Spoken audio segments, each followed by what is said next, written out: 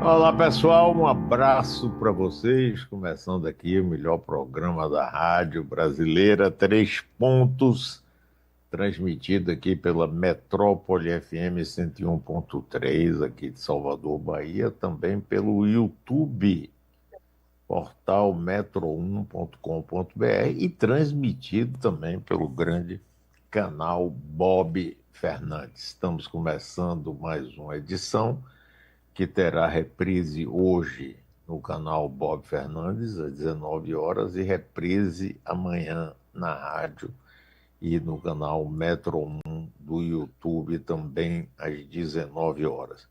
O nosso companheiro Jande Freitas não estará presente conosco hoje, mas estará com certeza na próxima quinta-feira. Então vamos começar os nossos trabalhos. Nós temos hoje aqui um convidado especial que faz parte também aqui da Metrópole, já foi comentarista, já fez programa aqui ao vivo, não somente ele, como a esposa dele, grande escritora, Heloísa. Rui Castro, que está lançando mais um livro, Trincheira Tropical. Vamos conversar sobre isso e vamos conversar também sobre o momento político do Brasil e do mundo.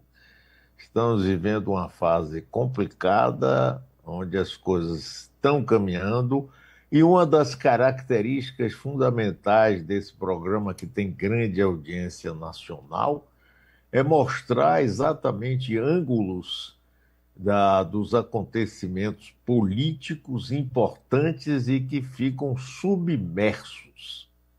Então, nós vamos conversar com o Rui sobre o novo livro dele, sobre a vida, com enorme alegria. Seja muito bem-vindo, Rui. Sérgio Augusto também. E Bob Fernandes. Então, comecemos. E aí, pessoal? Sérgio, você quer começar introduzindo o nosso amigo e companheiro Rui Castro? Nossa, claro, com o maior prazer. Houve uma avalanche de lançamentos de livros e reedições de livros sobre o final da Segunda Guerra Mundial, ou mesmo sobre a Segunda Guerra Mundial em si, nos últimos meses, antes mesmo do dia 8 de maio, que celebraram-se os 800 não, 80 anos do fim da Segunda Guerra Mundial, pelo menos a fase europeia, né? A outra, a Guerra do Pacífico se prolongou até setembro. Mas de todos os livros que saíram agora, que eu tenha visto, o do Rui realmente é singularíssimo, porque ele trata de um tema praticamente inédito, que é a presença da Segunda Guerra Mundial no Brasil. Não é só a ideia de que sobre os pracinhas, que a FEB foi, lutou na Itália, nada disso. Tem isso tudo e mais que veio antes, porque na visão do Rui, a Segunda Guerra Mundial, ela começou de alguma forma para nós em 1935 com a Intentona, em 38 com as tentativas de golpe e assassinato político dos integralistas, um Estado Novo, quer dizer, é uma bola que vai explodir em 1944, quando os soldados da FEB, os pracinhas, vão para a Itália, que o Brasil finalmente rompe com o eixo e vai para a guerra. E é sobre isso que o livro do Rui trata e como é que essa guerra influenciou a vida e o cotidiano dos brasileiros, basicamente do Rio de Janeiro, que era a capital da República, né? E aí, Então, Rui, fala um pouco aí sobre essa sua ideia de escrever isso. Vamos entrar aí nele, deve ser muito interessante mesmo esse livro. a leitura é fascinante. Bom, depois de falar tudo isso, acho que até eu quero ler esse livro, né? Mas, na verdade, é o seguinte: eu tive essa ideia há mais de 6 anos atrás e comecei a trabalhar quase imediatamente. O fato do livro estar saindo juntamente com os 80 anos, o fim dos 80, o fim da guerra na Europa, 80 anos, é mera coincidência, né? Porque eu trabalhei nele furiosamente esses anos todos, lendo uma quantidade gigantesca de material e tomando nota e tudo mais, e de um ano e pouco para cá, eu comecei a escrever sem me dar conta de que ele poderia estar saindo durante a chamada efeméride, né? E eu não acredito em efeméride, eu acredito na qualidade de um livro, do trabalho. O fato dele sair coincidindo com o aniversário disso ou daquilo, para mim nunca fez a menor diferença, né? Tanto que meu livro Chega de Saudade sobre a Bossa Nova, quando saiu em 1990, a Bossa Nova não estava fazendo aniversário nenhum e, e mesmo assim, quer dizer, despertou grande interesse. Então, eu acredito no trabalho, não acredito na efeméride. E a ideia que eu tive foi a seguinte, há 6 ou 7 anos. Eu comecei a me perguntar por que que ninguém sabe nada sobre a Segunda Guerra Mundial. A gente cansa de ver filme americano, né, principalmente os filmes americanos dos anos 40, em que contam muita história, o reflexo da Segunda Guerra na vida dos americanos dentro dos Estados Unidos. Depois, nos anos 70, teve um que ficou famoso, que foi o Era Uma Vez no Verão, né, o famoso Verão de 42. Quer dizer, eu não sabia se essa história desse tipo teria acontecido aqui. Mas, então, como não sabia, procurei tentar saber. E aí, ao perguntar às pessoas, assim, o que você sabe do Brasil na guerra, né? O que aconteceu no Brasil na Segunda Guerra? Todos diziam mais ou menos o seguinte: olha, eu estou sabendo que faltou gasolina, então tiveram que botar no automóvel um negócio chamado Gasogênio. gasogênio. Eu estou sabendo que meu pai ia comigo na orla, mandar apagar a luz ou coisa parecida. Quem fazia isso para o nosso amigo João Luiz Albuquerque. Ia com o pai dele apagar as luzes, mandar o pessoal apagar o cigarro na orla. E eu estou sabendo que os caras foram fazer turismo lá na Itália. Os soldados brasileiros foram fazer turismo na Itália. Era isso que se sabia, né? Eu não conseguia admitir uma coisa dessa, porque, na minha cabeça, é impossível um país ficar alheio a uma Segunda Guerra Mundial, né? Ou a uma guerra mundial. O que acontece numa guerra mundial acaba interferindo na vida de todo mundo, né? Então, por exemplo, se tudo que você compra aqui no Brasil, automóvel, geladeira, né? Eletrodoméstico, é tudo fabricado nos Estados Unidos, se eles param de fabricar isso lá para fabricar tanque, canhão, é evidente que você vai ficar sem poder comprar essas coisas aqui. Se o Brasil teve que mandar carne, toda a carne produzida no Brasil era mandada para lá. Então, com isso, tinha que faltar carne aqui. Então, esse tipo de não preocupação, mas de curiosidade, foi me assomando e eu comecei a mergulhar mais na coisa e vi que havia um universo enorme para ser explorado, né, incluindo, sendo o Rio o principal polo da coisa, porque o Rio era não só a capital federal, como era também a única metrópole do Brasil, porto de entrada, né, do Brasil para o mundo inteiro, né, porque as comunicações eram todas por navio, quase não tinha Sede avião. do corpo diplomático, né? Sede do corpo diplomático, sede da uma base militar, né, vida militar e tudo, o Ministério da Guerra, enfim, e também, como eu viria descobrir depois, né, quer dizer, o polo da espionagem, da contra-espionagem, né, dos refugiados que chegaram por aqui, e o fato de ter uma população mais participante, né? Então, eu sabia que a coisa se passava no Rio. E aí, como eu gosto muito de tratar do passado do Rio, aliás, eu vivo no passado do Rio o tempo inteiro, então eu passei 6 anos, enquanto fazia outros livros durante o dia, eu passava todas as noites lendo material sobre isso. Agora, a grande coisa é o seguinte, eu tenho a impressão que essa história nunca tinha sido contada. Como é que você faz, e nunca tinha sido feito um livro exatamente com esse ângulo, né? Quer dizer, tudo que aconteceu no Rio na Segunda Guerra. Então, se você não tem uma referência como essa, como é que você faz para fazer um livro a respeito, né? Então, a primeira coisa, ler toda a imprensa da época. Passei esses anos todos com a ajuda de amigas aí, lendo todas as revistas e jornais dos anos 30 e 40.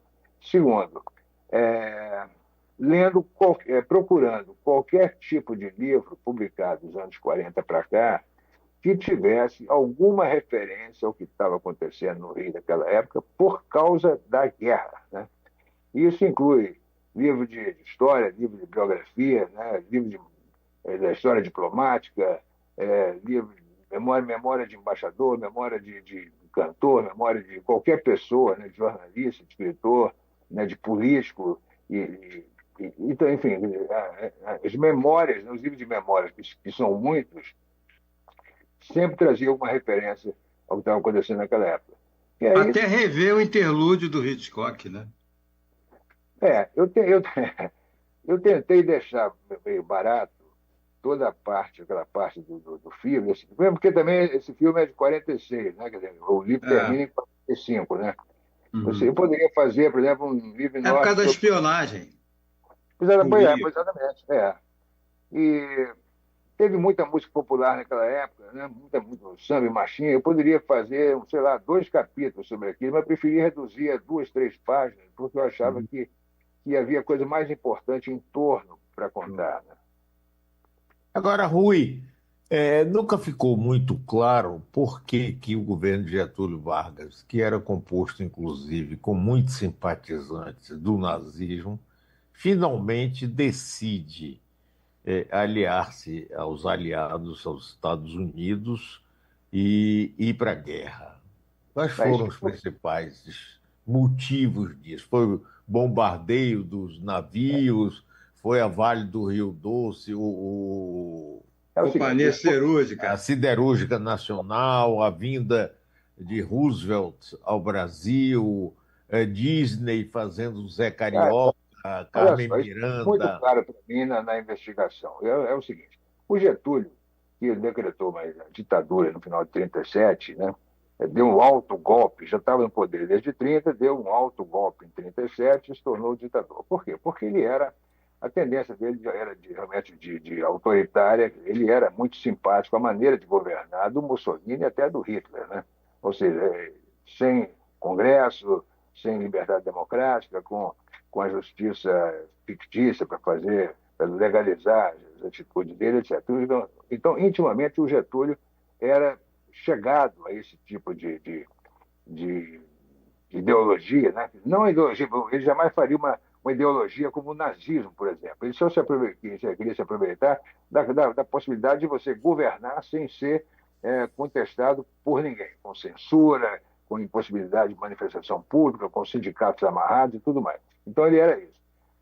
Então o negócio dele era o poder. O Getúlio não era um homem de governo, era um homem de poder. Ele usava o governo para exercer o poder. Durante os primeiros anos, pré e da própria guerra, parecia que a Alemanha ia ganhar. Né? A Alemanha entrou em campo arrasando, os tanques rolaram sobre a Europa, a Alemanha conquistou um monte de países. A Alemanha tinha grande presença no Brasil. Naquele momento, em 38, já superava o movimento comercial do Brasil com os Estados Unidos, a Alemanha já em primeiro lugar. Havia enorme infiltração alemã no Brasil, inclusive no Rio, não só no Sul, nos estados do Sul, mas também aqui no Rio, né? Com jornais que eram financiados pelos alemães, estações de rádio e tudo mais. Então, o Santa Getúlio, Catarina tinha o maior partido nazista fora da Alemanha, né? exatamente, é incrível isso, né? Você imagina que o Rio, o sul do Brasil tinha 1 milhão de alemães e o Rio devia ter 20 e poucos mil, mas eram 20 e poucos mil atuantes, né? Caras que vieram para cá, não eram filhos de colonos, né? Eram pessoas que vieram para cá com uma formação já ideológica total e se dedicaram realmente à espionagem e a contribuir para as relações entre o Brasil e o nazismo. E o Getúlio achava tudo isso muito natural. A partir de 1942, depois que o Japão agrediu os Estados Unidos e o próprio Hitler invadiu a Alemanha, invadiu a União Invadiu a Soviética, Rússia, A a a Rússia. Rússia, União Soviética. a Alemanha ficou de repente, a Alemanha que parecia invencível, ficou de repente, se viu em guerra contra as 3 maiores potências, se viu em guerra contra a Inglaterra, que se recusava a ser derrotada, os Estados Unidos, que construíram em 1 ou 2 o maior parque bélico possível, e a União Soviética com aquele poderio todo, né, inclusive de milhões, centenas de milhões de pessoas.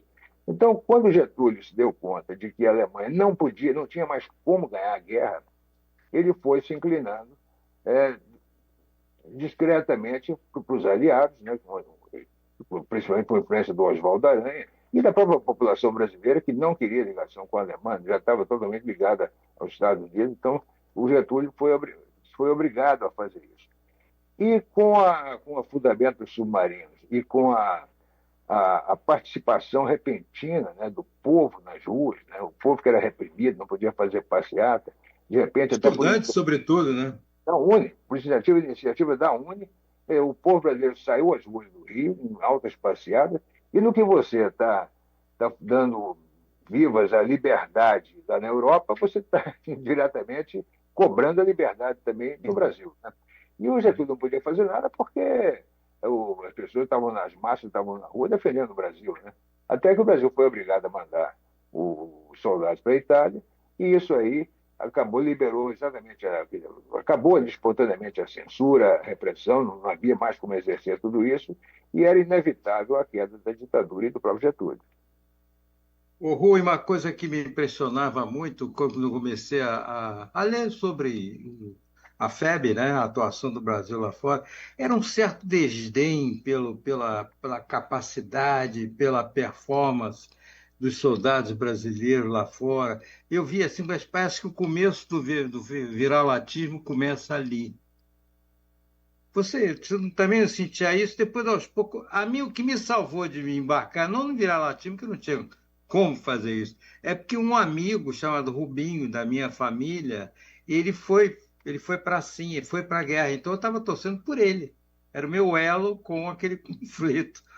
É. E aí eu comecei a ler muito, e mesmo pelo Rubem Braga, pelos que cobriram a guerra, o Joel Silveira, etc., e eu fui descobrindo que há depoimentos de americanos mesmo. E nos Estados Unidos eu conheci um médico, Dr. Berger, em Los Angeles, de quem fiquei muito amigo. Ele era médico, ele serviu junto com os brasileiros. Ele era médico lá junto com o pessoal do Clark, do General Clark. Chegou a namorar uma enfermeira brasileira, inclusive. Então, os caras, tu só ouvia elogios à atuação, à bravura e à competência dos soldados brasileiros. Não, mas você ouviu, você leu e ouviu as pessoas certas, né? Mas, de modo geral, o que havia realmente era essa propaganda, essa política de viralatismo, né? que, que era municiada, inclusive, pela própria nossa má vontade em relação, primeiro, a militares, né? Aham. Primeiro, um pouco de desacreditar do potencial do brasileiro em qualquer situação. O fato de que 80% da literatura sobre a participação do Brasil na guerra, fora os livros do Joel Silveira e do Rubem Braga, eram feitos por coronéis, tenentes-coronéis e generais, né, que nunca estiveram lá na frente de batalha. Né? Nenhum deles esteve a menos de 5 quilômetros da batalha. E Mas ficavam se teorizavam arrogando, sobre estratégia, essas coisas só, né? exatamente, ficavam se arrogando a autoria, né, do que tivesse sido feito de bom lá. Então, a gente aqui, sobre a ditadura militar, a gente tinha uma certa má vontade em acreditar nele. Né? E uma coisa também importante que aconteceu, porque quando os pracinhas voltaram, né, não vou nem falar por enquanto do que aconteceu com eles, a febre foi destruída pelo Getúlio e pelo Dutra, mas quando eles voltaram para casa, eles não eles não queriam falar sobre o assunto, né? Não queriam lembrar o que tinha acontecido com eles lá na Itália. Era muito difícil você se lembrar de você estar combatendo a 20 graus abaixo de zero, você está escalando um morro para desalojar os alemães que estão lá em cima, muito bem protegidos, em casamatas, né? De tijolos, né? Cheio de carvão, de aquecimento, comida, etc., e esperando você chegar no meio do morro para te dar tiro de cima para baixo. Porque era o que acontecia. Foi o que Eles aconteceu tiveram na até que tomada. aprender a fazer um curso instantâneo de esqui, que eles tinham que esquiar uma parte lá na. 20 graus abaixo de zero, você vai andar de chinelo. Né? É. Então, a gente tendia realmente a desacreditar da participação do Brasil na guerra, né? A minimizar e tudo mais.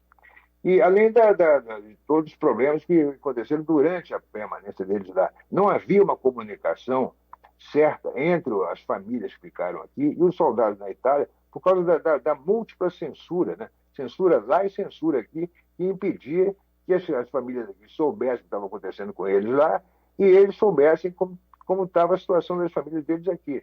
Então, esse gap, né, foi uma coisa que atrapalhou muito, e quando os pracinhas voltaram, eles não queriam falar a respeito porque eles queriam esquecer o que tinha acontecido lá. Então, Rui, Estavam esgotados. esse livro seu já está lançado? Tem data para o lançamento? Como é que está? Esse livro deve estar nas livrarias já a partir desses próximos dias, 2 ou 3 dias. É, olha ele aqui, ó. Olha que bonitaço, ó. Dá para Ah, essa capa.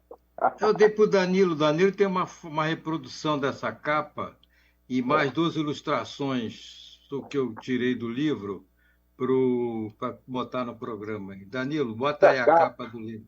essa capa, essa foto, saiu, eu capturei essa foto na revista Em Guarda, que era aquela revista Hum, que o Bureau Rockefeller publicava é. sobre os Estados Unidos, as coisas maravilhosas dos americanos, né, da relação dos brasileiros com os americanos. Então, exatamente, aí era uma página inteira com esses aviões de combate em frente ao Corcovado, e aí depois, na continuação, você vê os aviões lá em cima da Baía de Guanabara, ou seja, olha que maravilha, né? E, e foi tirada daí. Uma alternativa de capa, antes de decidir por essa, era essa imagem aqui, olha. Ah, O Rio, Rio à meio noite, blackout, né? blackout e aquela coisa noturna e soturna, né, de um país em guerra. Né? Não tem nada a ver com o Rio, não. Não é? Exatamente, por isso que Só ela, tem um contorno das montanhas. por isso que ela abre o livro. Aí, para mostrar como era o livro, eu fiz um contraste com essa foto do pessoal na praia do Flamengo, 1940, né? Com os maiôs já menores, né? Os homens sem Essa, camisa. essa foto me emocionou porque eu aprendi a nadar nessa prainha, que era um trecho quase em frente ao Palácio do Getúlio, né? O Palácio Catete, a parte de trás, né? E ali tinha um pedaço com areia, não existia aterro naquela época, e Gosto ali era da, no pé, que tinha uma havia areia areiazinha, tinha um na trampolim. Barão do Flamengo com Paysandu, que era faixa de areia, também não era o ano inteiro, só no verão que a areia aparecia ali. Né? E tinha a murada, essa murada É. onde começaram a Que as aparecer pessoas, pichações contra o Getúlio.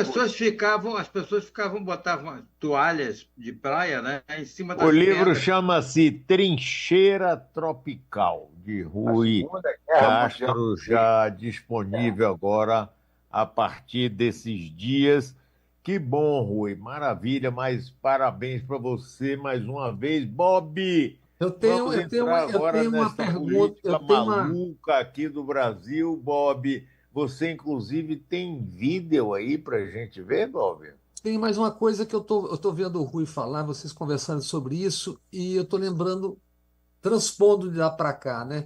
Quando começou a guerra da Ucrânia e quando começou Gaza, você teve isso trazido para dentro do Brasil e apropriado pela oposição, por exemplo, para começar de novo. Essa semana, Medvedev e Lavrov falavam em terceira guerra mundial.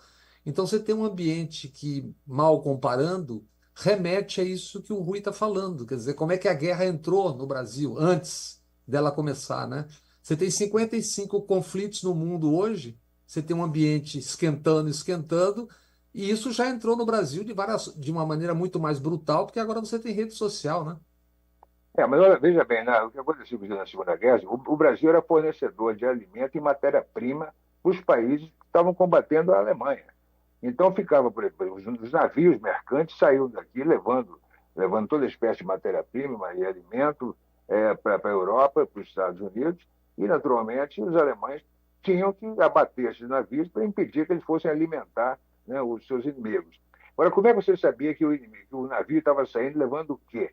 Os alemães no Rio, antes da declaração de guerra, evidentemente, alugavam andares altos em prédios, né, perto da orla, perto do porto, e ficavam de binóculo vendo os navios sendo carregados e mandavam informações para Hamburgo, né, que era a sede naval do nazismo, que dava ordem aos submarinos para vir aqui afundar. Então foram afundados 30 e tantos submarinos. As pessoas se perguntam, mas por que a Alemanha tinha contra o Brasil? Por que o Brasil interessava a Alemanha? O Brasil interessava profundamente a Alemanha. Inclusive, havia até uma ideia de que, quando acabasse a guerra, haveria uma ocupação do sul do Brasil, né, um corte ali, o sul do Brasil seria todo alemão, que inclusive até já falava alemão, inclusive. Né? Então, essa participação do Brasil na guerra era importantíssima, daí a quantidade gigantesca de espiões e contra-espiões e quinta-colunas que havia no Rio, fornecendo informações para a Alemanha. Inclusive, quando os pecinhas embarcaram, é, o dia da partida, o nome do navio, até o nome do comandante, tiveram que ser mantidos em segredo durante algum tempo, até que o navio já estivesse lá há 15 dias em alto mar. Porque se soubessem aqui o dia da partida e o navio, os submarinos alemães iriam lá bombardear esse navio e 5.000 soldados brasileiros morreriam sem dar um tiro. E aí, Mário, Bob? Voltamos aí, aí, Bob. Vambora, Bob.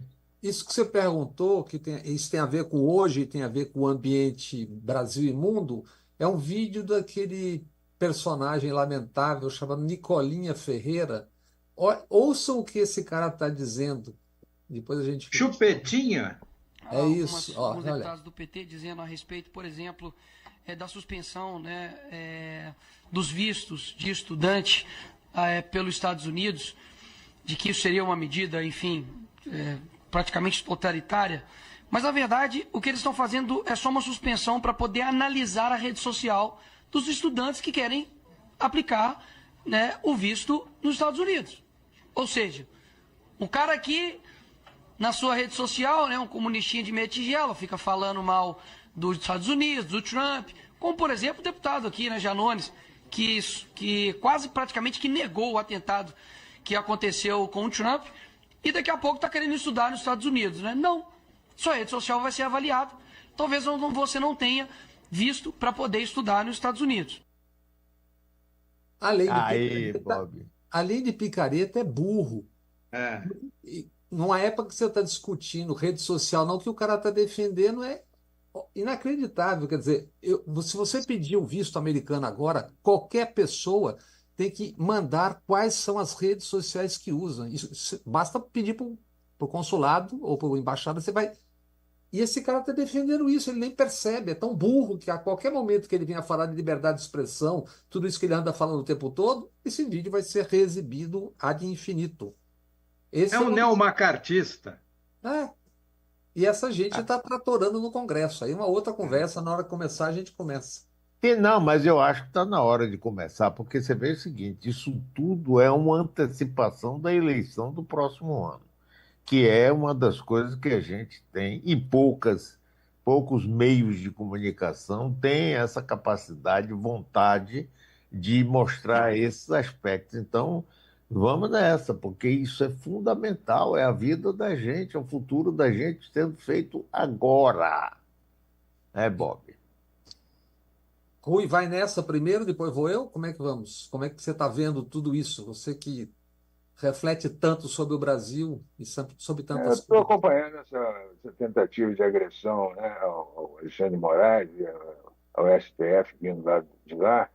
Eu acho que isso pode acabar até se refletindo até a favor, né, do Brasil, e de repente a população que ainda tem dúvida, né, sobre o entreguismo do Bolsonaro e do bolsonarismo, né, pode de repente se convencer de que não é, aquela propaganda que faziam não era exatamente aquilo, né, que o Bolsonaro, que Deus, que é o Brasil acima de tudo e Deus acima de todos, não é nada disso, né, que o Bolsonaro quer que o Brasil se torne um puxadinho dos Estados Unidos com o Trump como síndico, né?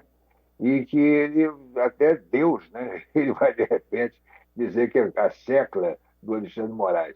Então, com isso, o bolsonarismo pode perder gás por causa dessa história toda. Olha, eu queria dar um sobrevoo nisso, Mário, que é o seguinte: o Brasil está julgando, o Supremo está julgando 5 generais, um almirante, alguns coronéis e tal, que dentro do que chama de correlação de forças foi o que foi possível, porque, obviamente, o envolvimento de militares nisso é muito mais amplo do que foi possível chegar. Esse coronel Cassadini, por exemplo, que ontem surgiu no noticiário, com o C4, que era um grupo de caça a comunistas corruptos e criminosos, esse cidadão, que não está sendo julgado no episódio do 8 de janeiro, ele já havia assinado em 2020 um manifesto golpista, tinha um programa no YouTube golpista, e em 2022 voltou ao assunto. Mas para a gente ver a dimensão disso, e é legal repetir, porque, primeiro, que quem está nos acompanhando não necessariamente está o tempo todo tendo como ficar ligado nisso. A 11 de novembro de 2022, os 3 comandantes militares assinaram a nota à nação, afirmando que as Forças Armadas tinham um papel de moderadoras no Brasil. Na verdade, isso é uma invenção que depois o Supremo enterrou. Tiveram sempre o papel, ao menos desde a República para cá, de interventores e golpistas. O brigadeiro Batista Júnior, que foi semana passada depor no julgamento e reafirmou a história de que o comandante do Exército, Freire Gomes, ameaçou prender o Bolsonaro no caso de uso da GLO, ele assinou essa mesma nota em 11 de novembro de 2002. O comandante Freire Gomes, com quartéis cercados há 60 dias, deixou o cargo há uma semana da posse do Lula, com os quartéis cercados. E o que os quartéis pediam? Ditadura, aí sim, prisão de ministro do Supremo, por exemplo. E ele deixa o cargo 4 dias depois da fracassada tentativa, fracassou por detalhe técnico, de explosão de um caminhão de querosene ao lado do aeroporto de Brasília. E 2 semanas depois do ataque à sede da Polícia Federal. Então, essa história de heróis, né, isso é obviamente um jogo de inteligência militar, que está muita gente caindo, mas não dá para ir por aí. Freire Gomes, só para lembrar, era o segundo do general Sérgio Etchegóin, que com o Temer tramou, isso contado por Vilas Boas e pelo próprio Temer, tramou a derrubada de Dilma. Sérgio Etchegóin que recriou o GSI nos moldes anteriores, esse que depois continua atuando agora com Heleno. E o que nós temos agora, já trazendo para o que você falou, Mário, de 2026?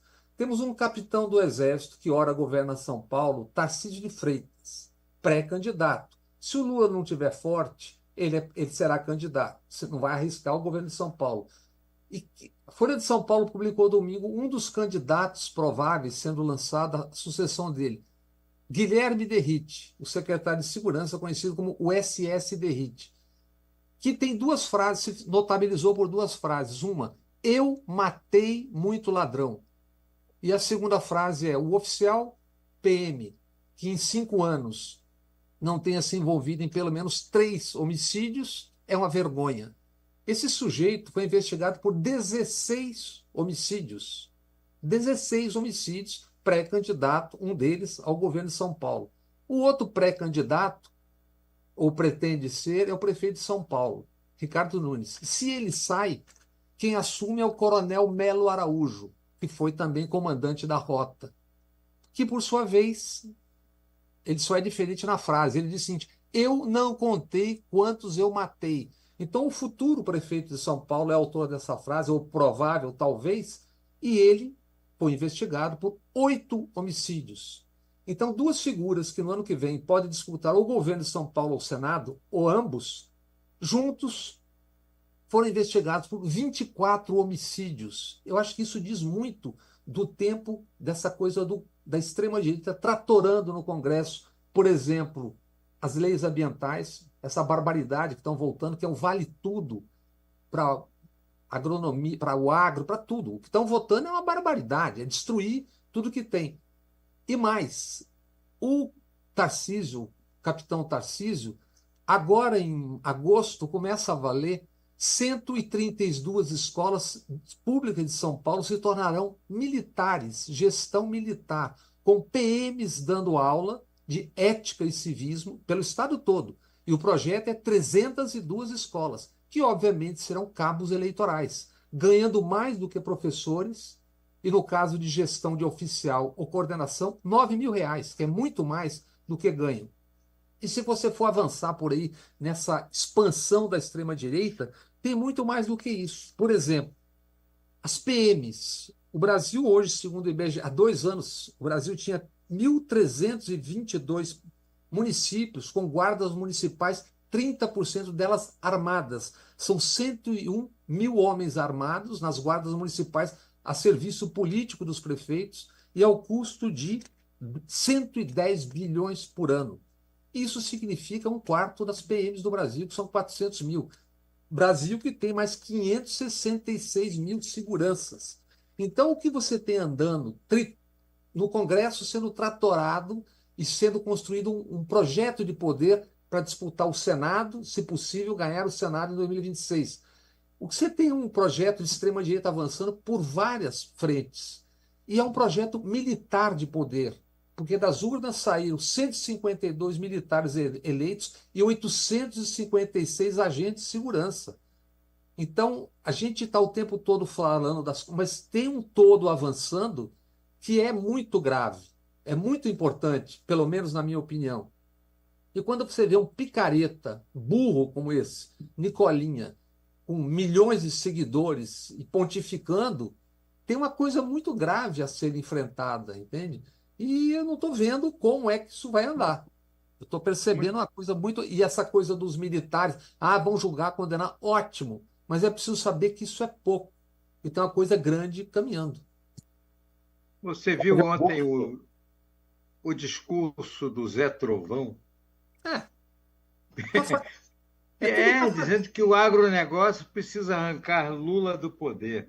Não, olha, tem uma outra coisa que eu mandei aí, dá uma olhada para você. Tem as adversativas, sempre que tem, tipo, subir Ai, mas tem umas depois. Agora você tem as inversativas. Acho que o Danilo tem aí, eu mandei umas manchetes de hoje de manhã. Bota aí, Danilo. Não, não é essa. Esse é o Coronel. É o Coronel. É sobre essa aí, ó. Ó, por que o boom do agronegócio deve sustentar a alta do PIB? Quer dizer, o agronegócio não é o boom do agronegócio. Aí você tem depois embaixo, Lula, em vez de ajudar, reforça a crítica externa. Quer dizer, o que eventualmente possa soar favorável é destruído. Isso não são as adversativas, ou é adversativa ou são as inversativas. Então você tem uma construção que é no Congresso, que é midiática, e que é a construção de poder, muito importante acontecendo. E quando eu estava vendo o Rui falando ali sobre o mundo, eu faço uma ligação disso com o mundo, porque isso é o Trump, é Israel, tem um jogo andando no mundo e o Brasil está dentro desse jogo. Como é que vai ser esse jogo a partir de 2026? De que lado o Brasil estará? Como estará? E mais, como isso influirá na eleição de 2026? Todo esse ambiente que o mundo está vivendo agora. Você lendo o livro do Rui, você vai Tô toda hora doido para ler, mas tu não me mandou a cópia, pô. não posso, eu estou proibido. Aliás, o livro termina com a frase que você me disse que tem essa é isso. tem a ver com... É o clima de uma coisa que você sente lendo o livro. Gente, isso aconteceu depois, É tudo um arremedo. A invasão do Palácio Guanabara em 1938, para tentar os integralistas tentarem matar Getúlio. E o Dutra estava querendo pegar a turma toda. Foi um fiasco. Eu fiquei conhecendo o Severo. Vai, conta a frase aí. É a frase que fecha o livro. Vai, Rui, diga aí. Depois que eu conto tudo o que aconteceu naquela época, eu digo, desde então muita coisa mudou no Brasil. Quase tudo daquela época desapareceu, mas certas ideias que se julgavam extintas soam familiares em nosso tempo. Então aí, essa frase ele me leu ontem, Rui, é isso que me levou a refletir sobre o que nós estamos vivendo, entendeu? Que essa frase, se você transpor por agora... Mas Bertolt Brecht não dizia que o fascismo é uma cadela sempre no cio? Pois é. Nós estamos vendo isso no mundo todo, rapaz. É o mundo todo. Essa eleição de Trump, rapaz, é uma coisa, é um sinal assim tão na cara da gente, né? Essa reeleição do Trump é uma demonstração do que teria acontecido aqui se o Bolsonaro tivesse sido reeleito, né? Porque, aparentemente, no primeiro mandato, eles não são capazes de executar o plano integral. Eles são obrigados, eles se dedicam a fazer uma costura interna, né? Na área jurídica, na área da educação, na área policial, né? Na área militar, né? Corrompendo as Forças Armadas, né? que não é, aparentemente não é muito difícil. Essa costura é feita para que, num segundo mandato, todas as atitudes possam ser tomadas com respaldo jurídico, né? Imagine a virulência, Rui, com que esses caras, com essa construção que a gente estava lendo aqui há pouco, imagine a virulência se esses sujeitos, se esses caras ganham a eleição em 2026, já tendo percebido e vivido o que viveram. Não, e tem muita gente aí que quer comparar Lula com Joe Biden, um governo que tentou desarmar as bombas de Bolsonaro, desarmou algumas, mas o desempenho aparentemente fraco e sendo bombardeado por toda a elite que não suporta a hipótese, né, de ter um governo de centro-esquerda com outra visão social do país. Então, E Lula exercido por um começa. operário. Pois é, isso aí é o suprassumo da sacanagem com ela. É. Então eles ficam dizendo assim: não, você vê, ele teve o problema de labirintite, vai ver que isso já é função daquela queda que ele tomou, ele não vai ter força, ele não vai ser candidato. Você vai minando isso e a loba ou a cadela no cio, rapaz, vai botando mais fascistinha no Brasil. Eu acho que o problema dessa percepção de que pegamos os militares, é não perceber que isso é um projeto muito mais amplo.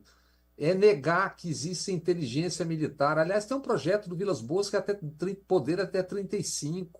Tem gente tratando disso, o Piero Lerner, várias pessoas, entende? Então, essa coisa de concentrar, pegar, não pegou. Esse projeto se espraia de outras formas. Não é mais o tanque na rua. E não é só no Brasil isso. É você ir ocupando politicamente de outras formas. Então, eu acho que é um ambiente complicado. Sim, mas mas uma, eu queria introduzir aqui mais um item aqui, que é o seguinte: por que a esquerda perdeu a capacidade de ser ouvida, se comunicar e ser ouvida pela grande massa de brasileiros? Por quê? e Aí, essa massa passou a acreditar na coisa da corrupção, né? Do tempo do governo da Dilma, principalmente. Então, quer dizer, toda aquela propaganda, tudo que aconteceu naquela época, inclusive que parecia real por causa do problema da Petrobras, da Vale do Rio Doce, né, das investigações, das confissões, das admissões, das devoluções de dinheiro, isso ficou marcado para sempre. O que as pessoas, então, muitas pessoas hoje que não teriam uma índole autoritária, nem fascista, nem bolsonarista, continuam refratárias em qualquer outro discurso de esquerda por causa dessa identificação da esquerda com a corrupção. Eu acho que não está havendo um trabalho de esclarecimento maciço de que a democracia realmente favorece a corrupção, né? No sentido de que as coisas estão abertas aí, que qualquer pessoa pode se completar de várias maneiras.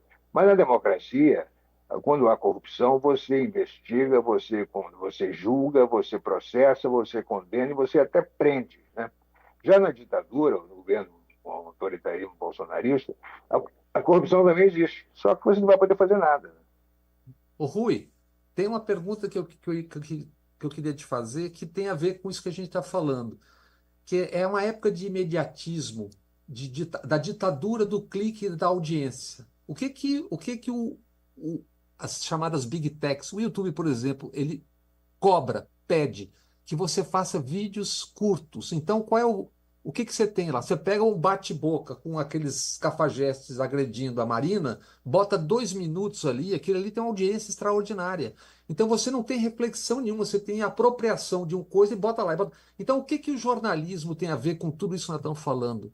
O que a não regulamentação das redes antissociais tem a ver com tudo isso?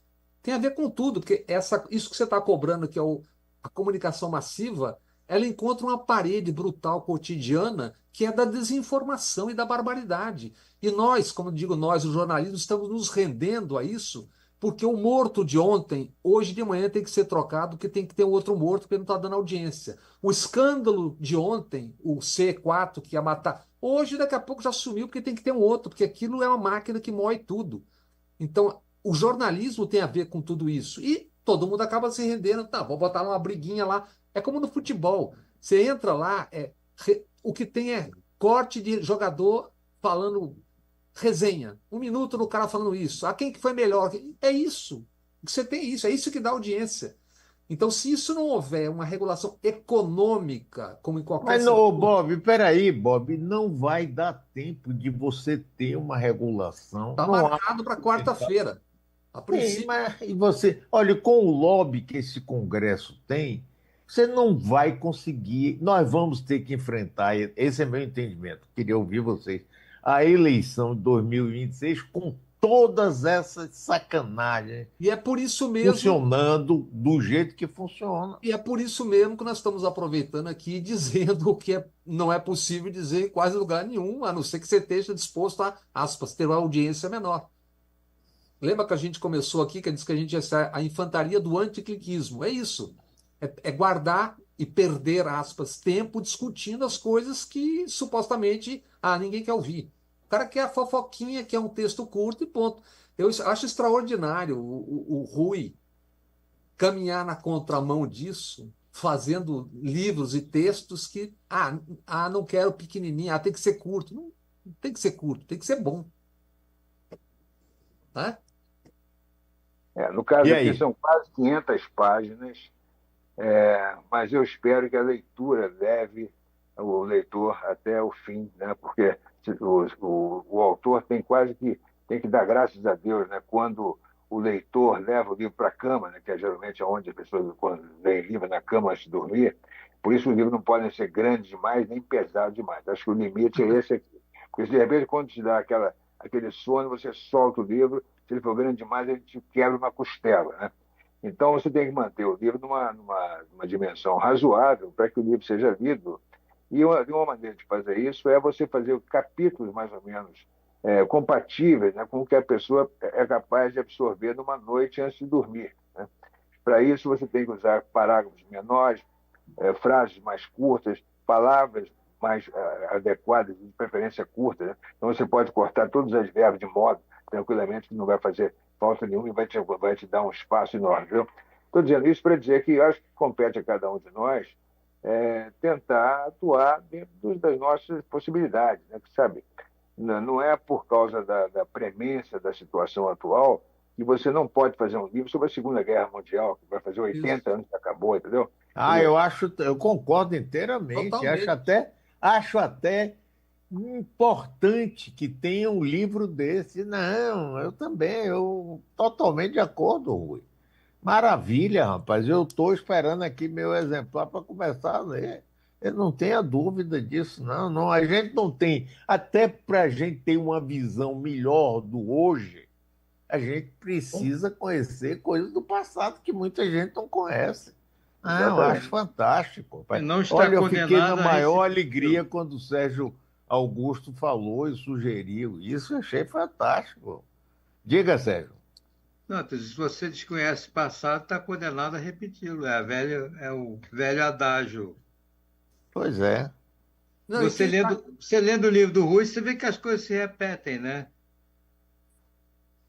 Não, e a preocupação do Mário, que nós vamos ser soterrados por isso. Claro, mas o fato de cada um estar falando sobre isso, eu suponho que tem gente que está prestando atenção e está falando, pô, né? Essas coisas que essas pessoas estão dizendo tem algum nexo. Então é a guerrilha, gente. Nós estamos na época da guerrilha, cada um no seu cantinho ali, lutando, né?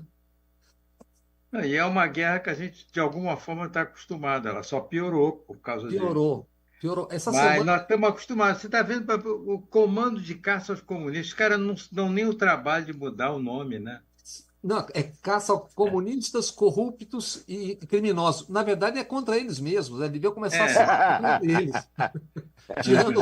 E, aliás, eu não é, sabia. Todo mundo sabe, que a gente que acompanha a rede social, a gente sabe que a Rede Globo é comunista, como eles dizem, né? Agora, o é. Pacheco me surpreendeu, que o Pacheco entrou no alvo deles, como comunista, talvez, eu não sei, o Rodrigo Pacheco. Rodrigo Pacheco, É Rodrigo ex-presidente Pacheco, do é Senado. isso. Entrou.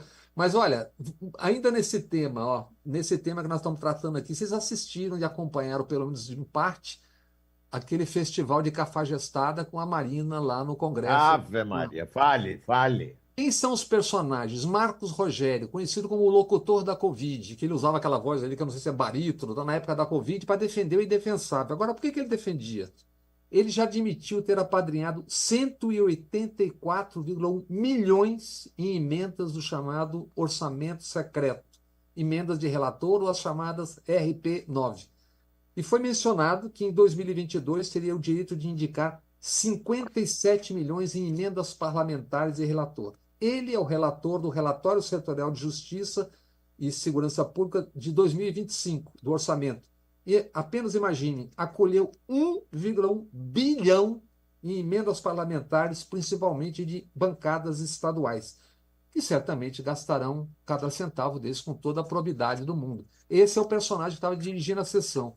O outro personagem é o senador Plínio Valério, aquele que disse há tempos atrás que ele tinha vontade de enforcar a Marina Silva, a ministra. Bem, esse cidadão aluga uma casa que tem, segundo leio no site muito bem informado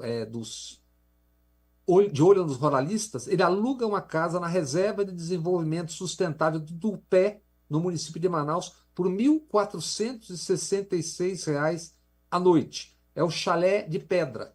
Esse senador, portanto, entre outras, tem os seus motivos para ficar irritado com a ministra Marina Silva. E eles estão passando, é que a gente não está cuidando agora, mas os itens do projeto que foi aprovado a semana passada no Senado é devastador do ponto de vista ambiental. Se a gente começar a ler, vale tudo. Vale tudo. Em qualquer reserva ambiental, vale tudo. Eu fico imaginando, inclusive nas cidades, Mário, eu fico imaginando Salvador, que como outras cidades está sendo tão atacada do ponto de vista imobiliário, com esse projeto sendo aprovado, isso tudo está legalizado. Os itens do projeto são absolutamente trágicos. Eu tenho até algumas coisas aqui, mas é para perder muito tempo, mas é muito grande o que tem. O que está acontecendo é muito grave. É um vale-tudo total. É um ataque em massa por tudo quanto é lado, né? Então, vamos acabar com saudade do ex-ministro do Meio Ambiente, será? Que queria passar Aqui, boiada, ó, lembra o daquele? projeto, É. Mário, ó, o projeto lista 13 tipos de empreendimentos que deixarão de ter controle ambiental, incluindo estações de tratamento de esgoto. Estados e municípios terão autonomia para dispensar o licenciamento de outros tipos de obras e atividades econômicas de impacto. Imagine, Prefeitura de Salvador, porque já que nós estamos falando aqui, ou de qualquer uma dessas, não, isso aqui tem impacto econômico, é positivo, pode liberar. É absolutamente falta de controle de tudo. Não, é uma insanidade isso.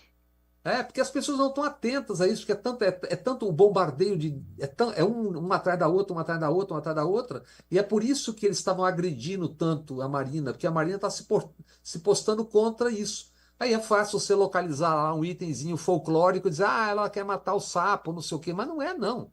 É que é um ataque brutal. As pessoas que se liguem. Nós estamos no final. Eu gostaria, se vocês toparem, dedicar alguns minutos, poucos, ao que continua acontecendo na faixa de Gaza. Quem Com a fala? palavra, o convidado para começar. Não, não, não. Eu não sou autoridade nisso, eu só entendo de Segunda Guerra Mundial.